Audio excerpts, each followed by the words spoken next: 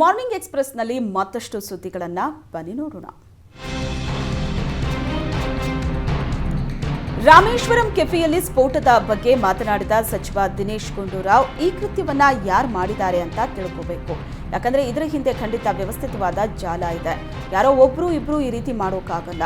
ಇದರ ಹಿನ್ನೆಲೆ ಮುನ್ನೆಲೆ ಏನು, ಯಾವ ಉದ್ದೇಶಕ್ಕೋಸ್ಕರ ಮಾಡಿದ್ದಾರೆ, ಇದೆಲ್ಲದರ ಬಗ್ಗೆ ನಮ್ಮ ಪೊಲೀಸರು, ರಾಷ್ಟ್ರೀಯ ತನಿಖಾ ಸಂಸ್ಥೆಗಳು ಪತ್ತೆ ಹಚ್ಚುತ್ತಿದ್ದಾರೆ ಅಂತ ತಿಳಿಸಿದರು. ರಾಮೇಶ್ವರಂ ಕೆಫೆ ಸ್ಫೋಟದ ಬಳಿಕವೂ ಸರ್ಕಾರ ಪೂರ್ಣ ಪ್ರಮಾಣದಲ್ಲಿ ಎಚ್ಚೆತ್ತುಕೊಂಡಂತೆ ಕಾಣ್ತಿಲ್ಲ. ಯಾಕಂದ್ರೆ ಶಕ್ತಿಸೌಧ ಬೃಹತ್ ಕಟ್ಟಡ, ಪ್ರತಿನಿತ್ಯ ಸಾವಿರಾರು ಜನ ಬಂದು ಹೋಗೋ ಎಂಎಸ್ ಬಿಲ್ಡಿಂಗ್ಗೆ ಸೇಫ್ ಇಲ್ಲ ಅಂದ್ರೆ ನಂಬುತ್ತೀರಾ? ಆದರೆ ಇದು ಸತ್ಯ. ಎಂಎಸ್ ಬಿಲ್ಡಿಂಗ್ಗೆ 4 ದ್ವಾರಗಳಲ್ಲೂ ತೋರಿಕೆಗೆ ಮಾತ್ರ ಮೆಟಲ್ ಡಿಟೆಕ್ಟರ್ ಇದ್ದು, ಯಾವೊಂದು ಭಾಗದ ಡಿಟೆಕ್ಟರ್ ಕೂಡ ನೆಟ್ಗೆ ವರ್ಕ್ ಮಾಡ್ತಿಲ್ಲ. ಬಾಂಬ್ ಸ್ಫೋಟದ ಬಳಿಕವೂ ಸರ್ಕಾರ ಎಚ್ಚೆತ್ತುಕೊಳ್ಳದೇ ಇರೋದು ಜನರಲ್ಲಿ ಆತಂಕ ಮೂಡಿಸಿದೆ. ಬೆಂಗಳೂರಿನ ಆಸರೆ ಆಸ್ಪತ್ರೆಯಲ್ಲಿ ಭ್ರೂಣಗಳ ಹತ್ಯೆ ಪ್ರಕರಣ ರಾಜ್ಯವನ್ನೇ ಬೆಚ್ಚಿ ಬೀಳಿಸಿದೆ. ಈ ಬಗ್ಗೆ ಯಾದಗಿರಿಯಲ್ಲಿ ಪ್ರತಿಕ್ರಿಯೆ ನೀಡಿದ ಆರೋಗ್ಯ ಸಚಿವ ದಿನೇಶ್ ಗುಂಡೂರಾವ್, ಆ ಆಸ್ಪತ್ರೆ ಮಾಲೀಕ ನಾಪತ್ತೆಯಾಗಿದ್ದಾನೆಂಬ ಸುದ್ದಿ ಇದೆ. ಖಂಡಿತವಾಗಿ ನಾವು ಎಲ್ಲ ಕಡೆ ಕಠಿಣವಾದ ಕ್ರಮ ಕೈಗೊಳ್ಳುತ್ತಿದ್ದೇವೆ. ಈ ರೀತಿಯ ವ್ಯವಸ್ಥೆಗಳು ಇತ್ತೀಚೆಗೆ ಹೊರಗಡೆ ಬರ್ತಾ ಇದೆ. ಇದು ಶೋಚನೀಯ ಮತ್ತು ಅತ್ಯಂತ ನೋವಿನ ಸಂಗತಿಯಾಗಿದೆ ಅಂತ ಹೇಳಿದ್ದಾರೆ.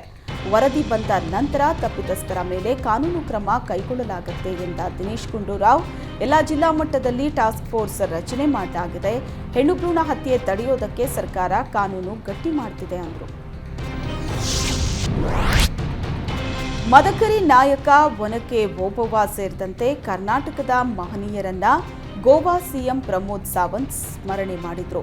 ದಾವಣಗೆರೆಗೆ ಭೇಟಿ ನೀಡಿದ್ದ ಗೋವಾ ಸಿಎಂ ಪ್ರಮೋದ್ ಸಾವಂತ್, ಕಳೆದ 10 ವರ್ಷಗಳಲ್ಲಿ ಮೋದಿ ಸರ್ಕಾರ ಏನ್ ಮಾಡಿದೆ, ಮನಮೋಹನ್ ಸಿಂಗ್ ಸರ್ಕಾರದ ಅವಧಿಯ ಸರ್ಕಾರ ಏನ್ ಮಾಡಿದೆ ಅಂತ ಪರಾಮರ್ಶೆ ಮಾಡಿ, ಅಂತ್ಯೋದಯ ಯೋಜನೆ ನಮ್ಮದು, ಅದನ್ನ ಕರ್ನಾಟಕ ನಮ್ಮದು ಅಂತಿದೆ. ಜಾತಿ ಧರ್ಮದ ಆಧಾರದ ಮೇಲೆ ಸರ್ಕಾರ ನಡೀತಿಲ್ಲ ಅಂತ ಟಾಂಗ್ ನೀಡಿದ್ರು. ಕಿಸಾನ್ ಶಕ್ತಿ, ಮಹಿಳಾ ಶಕ್ತಿ, ಯುವ ಶಕ್ತಿ, ಡಿಜಿಟಲ್ ಶಕ್ತಿ ಈ 4 ಸರ್ಕಾರದ ಪಿಲ್ಲರ್ಗಳು ಅಂದರು. ವಿಧಾನಸಭಾ ಕ್ಷೇತ್ರವಾರು ಗ್ಯಾರಂಟಿ ಅನುಷ್ಠಾನ ಸಮಿತಿಗೆ ಅಧ್ಯಕ್ಷರ ನೇಮಕ ಮಾಡಿ ಸರ್ಕಾರ ಆದೇಶ ಹೊರಡಿಸಿದೆ.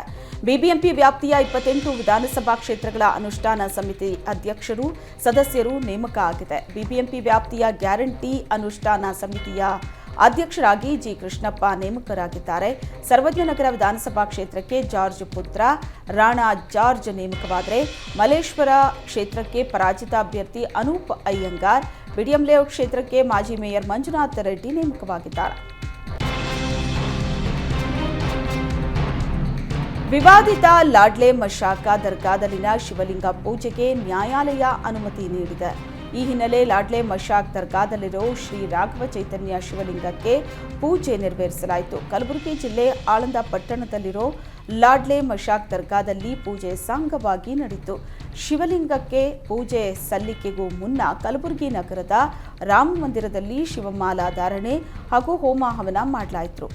ಶ್ರೀರಾಮ ಸೇನೆಯ ರಾಜ್ಯಾಧ್ಯಕ್ಷ ಶ್ರೀ ಸಿದ್ದಲಿಂಗ ಸ್ವಾಮಿ ನೇತೃತ್ವದಲ್ಲಿ ಹೋಮ ಹವನ ಕಾರ್ಯಕ್ರಮ ನಡೆಯಿತು. ಹೋಮ ಹವನದಲ್ಲಿ ಸುಮಾರು 11 ಶಿವಭಕ್ತರಿಗೆ ಶಿವಮಾಲಾ ಧಾರಣೆ ಮಾಡಿದರು.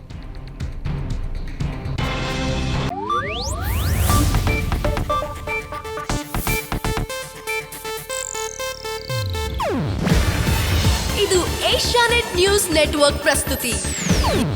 ನೀವು ನೋಡ್ತಿದ್ದೀರಾ ಏಷ್ಯಾನೆಟ್ ಸುವರ್ಣ ನ್ಯೂಸ್.